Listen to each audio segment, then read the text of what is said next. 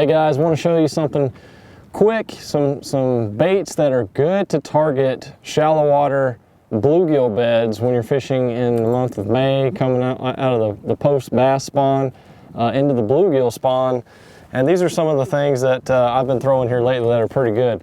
If you got clear water conditions, a swim bait like this Gantarel Junior are really good, a realistic style swim bait.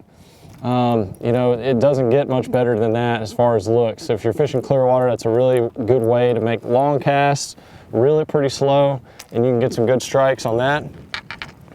Another thing you can do is throw a top water. Pop-Rs and frogs are really good. This is actually a version of a frog that's a sunfish. This is a live target bait, and this walks really good. It looks like a bluegill, so you can target bass that are hanging around fry or just any kind of shoreline vegetation around those bluegill beds with this, and that's another way that they can come up and hit that.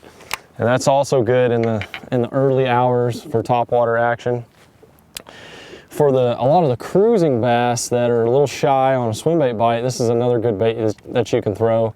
A fluke or a shad style bait rigged on a little weightless hook or maybe a little belly weighted hook. This is a magnum size right here, but you can throw you know, whatever size bait that the bluegill are. We got some really good size bluegill in the place we're at right now.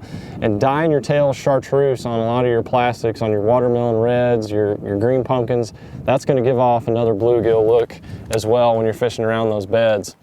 And the bass are really getting their revenge this time of year on those bluegill. The bluegill will come in and they eat those fry of the bass, and this is like the bass's time of year to come in and get their revenge on eating those bluegill in those shallow beds.